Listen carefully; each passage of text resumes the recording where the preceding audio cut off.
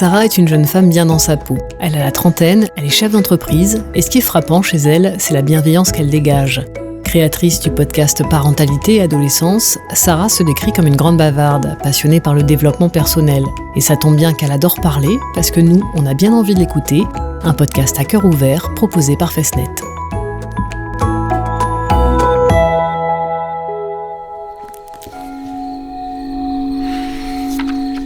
Donc je m'appelle Sarah, j'ai 31 ans depuis cette année. Pour moi, le développement personnel, c'est un cheminement personnel que chacun va faire en fonction de sa vie, ses croyances, ses limites, ses objectifs aussi. Et finalement, en fait, c'est apprendre à mieux se connaître, apprendre à se connaître aussi tout court, parce que des fois, en fait, on peut très bien faire sa vie sans forcément chercher plus loin. Et en fait, le fait d'apprendre à se connaître, alors il n'y a pas forcément de chemin prédéfini en fait à suivre. C'est vraiment comme on le sent et ce qu'on a besoin en fait au moment où on va chercher cette information-là. En fait, on commence toujours par un morceau, parce que soit on a une difficulté sur quelque chose et on essaie de comprendre pourquoi on n'arrive pas à passer outre.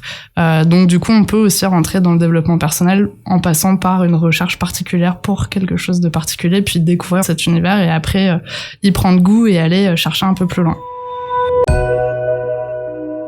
Dans ma famille, j'ai toujours vu ma mère, ma tante lire des livres de développement personnel, parler beaucoup de ça. Donc en fait, j'ai pas vraiment, on va dire, choisi de partir sur cette voie-là. C'est que c'était déjà présent en fait dans ma vie au quotidien.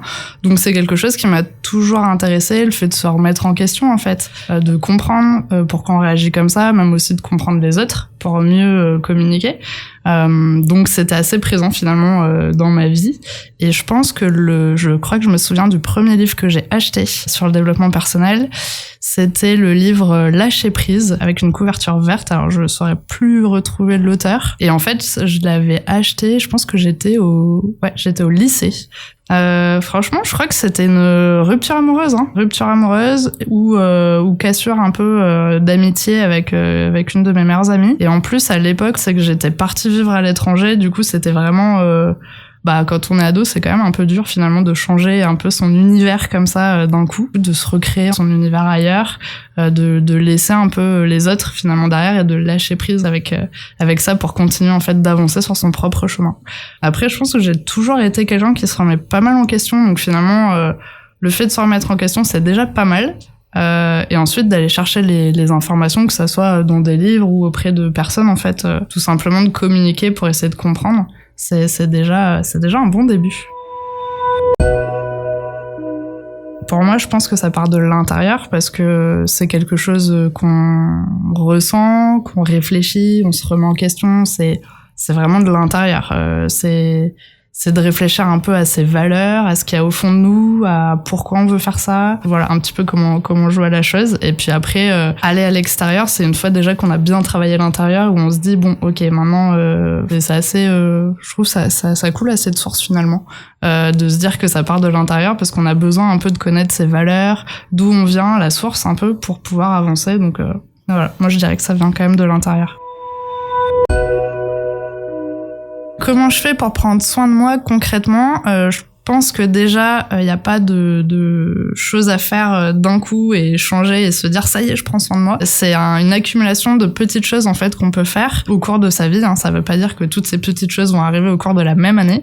Donc après, c'est des prises de conscience finalement qui arrivent. Ça peut commencer par la nourriture, mieux manger. Ça peut être faire du sport.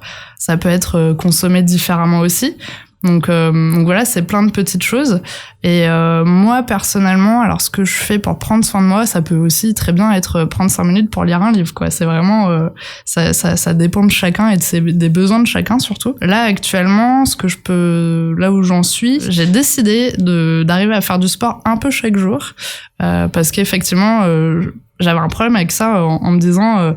c'est super, on fait du sport, on se sent beaucoup mieux, sauf qu'à un moment donné, en fait, j'ai pas envie de faire du sport pour souffrir, quoi. Donc ça serait chouette de pouvoir faire une pratique qui soit agréable, qui me fasse du bien, que je sache parce qu'on sait que le sport c'est quand même bon pour la santé et c'est bon aussi pour le moral, pour plein de choses. Donc le but était de trouver une solution pour arriver à me sentir mieux, mais que ça tienne sur la durée surtout. Et du coup, je me suis dit, le Pilates, c'est vachement bien parce que finalement, quand tu fais une séance de Pilates, t'as pas du tout l'impression de souffrir et c'est tellement des petits mouvements en fait de travail de muscles profonds que du coup tu passes un bon moment, quoi. Ça peut être un peu comme des étirements, ça peut être plein de choses, mais c'est agréable. Et moi, j'ai essayé de trouver quelque chose qui soit agréable et du coup, tous les jours, tous les matins, je fais un peu de Pilates. Alors c'est 5 minutes, 10 minutes, on fait en fonction du temps qu'on a, et de courir 2 fois par semaine. Voilà, et ça c'était mes petits objectifs. Alors ça doit faire, je pense, 1 mois que je m'y tiens, donc pour l'instant c'est chouette. Et pour la petite info, il faut tenir 21 jours pour que ça devienne une habitude. Donc d'où l'importance de pas tout faire en même temps, c'est-à-dire que si on change sa routine d'un coup, il y a quand même de grandes chances que ça ne marche pas, parce qu'en fait il faut changer au fur et à mesure. Donc faire une première chose, la faire pendant 21 jours, une fois que c'est acquis, on peut rajouter quelque chose si on a envie de changer sa routine du matin par exemple. Mais tout changer d'un coup, c'est presque voué à l'échec, quoi, parce que psychologiquement on change trop de choses, donc c'est pas ok, on va pas arriver à tenir et c'est dommage parce que finalement une fois qu'on arrive au bout et qu'on voit qu'on n'y arrive pas, on va être déçu de nous parce qu'on n'a pas réussi. Mais peut-être que l'objectif est un petit peu trop important en fait à atteindre, et je trouve que l'important en fait c'est de faire des choses qui nous font du bien et trouver en fait les choses qui nous font du bien déjà, parce que ce qui va plaire à la voisine n'est pas forcément ce qui va me plaire à moi. Donc voilà, essayer de pas trop se comparer aux autres. Alors c'est bien, souvent dans les livres de développement personnel ou sur internet, il y a pas mal de personnes qui proposent par exemple des routines du matin. Alors c'est très bien, sauf qu'en fait il faut pas prendre la chose au pied de la lettre. En fait il faut se dire que il faut se l'adapter à nous et regarder. Alors peut-être qu'elle fait un truc le matin qui peut être sympa, alors on peut essayer. Si ça nous plaît, super, on l'intègre à sa routine, mais on n'est pas obligé de copier-coller exactement la routine de la personne, parce que peut-être que ça nous correspondra pas et c'est pas grave, c'est juste normal parce qu'on est différents et du coup il faut trouver ce qui nous correspond. Ouais, faut faire ce qui nous fait du bien en fait. C'est le développement personnel, c'est pas fait pour souffrir en fait. Donc du moment qu'on essaie de mettre un truc en place et que vous sentez que c'est pas ok, c'est pas bon. Bien sûr, des fois faut un peu se booster, faut un peu se forcer, faut dépasser un peu ses limites. Ça, y a pas de problème là-dessus. Mais le développement personnel, c'est pas fait pour souffrir, quoi. C'est vraiment quelque chose pour qu'on se sente mieux, qu'on se connaisse mieux, et le fait de mieux se connaître et de faire des choses pour soi, c'est ça qui va nous permettre d'être heureux, de se sentir bien et d'être bien aussi avec les autres personnes, et aussi à terme de mieux comprendre les réactions d'autres personnes, parce qu'une fois qu'on se comprend mieux et qu'on comprend nos réactions, pourquoi on est comme ça, on devient aussi des personnes un peu plus ouvertes et éveillées en fait au monde, et du coup quand d'autres personnes vont réagir, alors pas forcément de la même façon que nous, au lieu de surréagir par rapport à ça, on va peut-être se remettre en question et se dire ok, peut-être que cette personne a peut-être pas passé une bonne journée, quoi. Peut-être qu'elle réagit comme ça parce que c'est elle qui est en train de gérer quelque chose pour elle, ça n'a rien à voir avec moi. Et en fait, on commence un peu à relativiser un peu sur toutes nos relations qu'on peut avoir dans le monde et avec les gens, et ça, c'est quand même génial. Des fois, il suffit pas de grand-chose. C'est un peu l'exemple de quelqu'un peut nous répéter la même chose pendant très longtemps, puis d'un coup, il y a une autre personne qui va nous répéter exactement la même chose que cette personne vient de nous dire, mais là, ça va marcher. Parce qu'il y a des moments, en fait, on est prêt à entendre certaines choses et d'autres pas. C'est aussi le principe du cheminement, c'est que chacun avance à son rythme, et quand on n'est pas prêt à entendre quelque chose, on n'est pas prêt. Et si on est prêt demain, on est prêt demain. Donc voilà, il faut pas se mettre de pression par rapport à ça, il faut juste rester ouvert, essayer d'aller chercher l'information, et c'est juste ça, le but du développement personnel, c'est de se sentir bien et d'apprendre à se connaître et de vivre en harmonie un peu avec les autres. Mais je trouve que c'est le parcours en fait qui est le plus intéressant, et finalement quand on parle de développement personnel, c'est ce parcours en fait, c'est du moment où on est au moment où on meurt. Et c'est le parcours de la vie, quoi. Donc, il y a des journées qui se passent bien, il y en a d'autres pas, il y a des super rencontres, et tout est énergie. Donc, en fait, on dégage. C'est Typiquement, quelqu'un qui passe une mauvaise journée, on le croise dans le bureau, on n'a pas envie d'aller vers cette personne, quoi.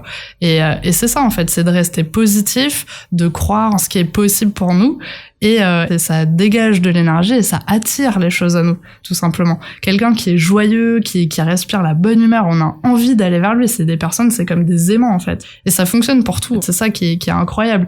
Et une fois qu'on a compris ça, mais c'est juste génial. On se dit que tout est possible. Il y a zéro limite. Les limites qu'on rencontre, c'est les limites qu'on s'impose à soi-même.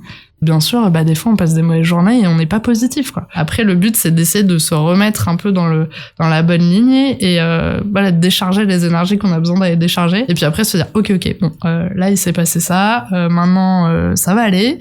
On se calme, mon objectif c'est ça, on respire et ça va le faire. D'où l'intérêt de faire du sport quand même, ça peut permettre d'évacuer.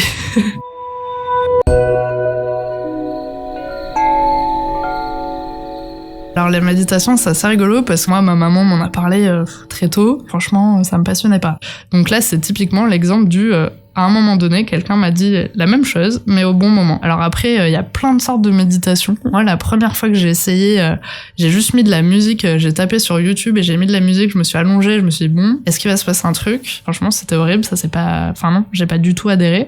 Puis après, j'ai compris qu'il y avait aussi de la méditation guidée qui permet quand même de se concentrer un peu, parce que du coup, le fait qu'une personne parle, te raconte quelque chose, te tienne un peu là, et puis surtout, à des moments, te dit, oui, je sais que peut-être t'es en train de partir ailleurs, c'est pas grave. Et là, du coup, tu prends conscience que oui, effectivement, t'étais totalement en train de penser à autre chose, donc tu te reconcentres. Donc tout simplement, je suis allée, après avoir tenté YouTube, je suis allée regarder un peu des applications qui proposaient ça, et il y a Petit Bambou, donc qui est très connu quand même là-dessus, et qui fonctionne très bien. Donc il y a une première session découverte, donc avec des séances qui sont assez courtes, où justement, il t'explique le principe de la méditation, comment ça va se passer et tout ça. Et là, en fait, ce qui se passe, et je pense qu'on ne l'explique pas assez aux gens qui ont envie de faire de la méditation, c'est qu'il faut pas lâcher dès le début. C'est que c'est normal que la première méditation qu'on fait, on n'est pas concentré. On pense à ses courses, on pense à ce qu'on va faire demain. Enfin, c'est quand même une gymnastique de l'esprit qui a besoin d'être travaillée. Donc, c'est normal, comme tout travail, on le fait pas en un jour. Donc, en fait, c'est la régularité, c'est le fait d'exercer, en fait, à chaque fois son cerveau, son esprit à faire ça, que ça va fonctionner petit à petit. Et là, ça fait une bonne année que du coup je fais de la méditation, mais des fois j'en fais pas régulièrement et c'est pas grave. Et effectivement, il y a des jours, même si j'en fais tous les jours, une journée je vais être super concentrée, le lendemain pas du tout, parce que peut-être que j'ai pas fait la méditation au bon moment, je pensais à autre chose, c'était pas le bon moment pour moi, et c'est pas grave. Ça veut pas dire que demain il faut que j'abandonne. C'est un peu comme tout, c'est des choses qui se travaillent, ça se travaille tout au long de sa vie, même après un an de méditation, je peux pas me dire que je suis une super yogi, que je fais de la méditation comme personne, quoi. Et c'est normal. Et en fait, il faut rester humble en fait avec ça et comprendre que c'est du travail à faire petit à petit. Mais il faut juste le faire à son rythme, avec ce qui est juste pour nous, et c'est ça qui est le plus important. Finalement, le principe de la méditation, et j'ai appris ça d'ailleurs il y a pas longtemps, quand on parle par exemple des fumeurs, pourquoi les fumeurs ont l'impression d'être détendus après une cigarette, et ça n'a rien à voir avec la nicotine qui justement est un excitant, mais c'est la façon de respirer, parce qu'en fait ils respirent la bouffée et ils relâchent. Ils expirent ensuite, c'est juste qu'ils détendent tout leur système de respiration, le diaphragme qui est souvent un peu compressé quand on est stressé. Et voilà, c'est juste un exercice de respiration. Et je pense que le début de la méditation, c'est vraiment ça, c'est de prendre du temps pour soi, de se mettre dans un endroit calme, de respirer, et déjà, là, c'est déjà très bien. Ensuite, la méditation, ça permet aussi de faire de la visualisation, de se créer un autre univers, de faire travailler sa créativité. Il y a plein d'autres choses, en fait, que ça apporte. Mais je pense que le tout premier truc, quand même, c'est de se dire que tu prends du temps pour toi, et pendant 5 minutes, tu vas respirer. Et je pense qu'on en a besoin, surtout dans la société aujourd'hui où on est à fond, on est en ville, on fait plein de choses, on bouge tout le temps, on n'est jamais tout seul. Et pour avoir fait l'expérience cette année, je suis partie avec une amie pendant 1 semaine à la montagne, et à un moment donné, on s'est retrouvés à marcher dans la montagne et il y avait pas un bruit. Et je me suis dit, mais c'est incroyable en fait, ça arrive jamais ça, pas un bruit. Et ça fait du bien en fait. La méditation, c'est de se faire du bien, c'est prendre du temps pour soi et c'est respirer tout simplement. Moi, je pense qu'il faut y aller à son rythme. Alors, Ça dépend à quel niveau on en est, c'est-à-dire que si on cherche quelque chose de particulier parce que vous avez une problématique particulière et que vous comprenez pas, par exemple, la sensibilité, c'est d'aller chercher des informations déjà qui sont liées à ça. Si c'est pour répondre à une problématique, c'est déjà d'aller là-dedans parce que petit à petit, ça va vous ouvrir en fait des axes sur d'autres choses et si vous avez envie de travailler d'autres choses après, ça se fera. C'est de pas de forcer les choses, c'est pas de dire j'ai envie absolument de faire du développement personnel parce que tout le monde en parle. Ok, c'est bien, mais faut pas se mettre la pression non plus, quoi.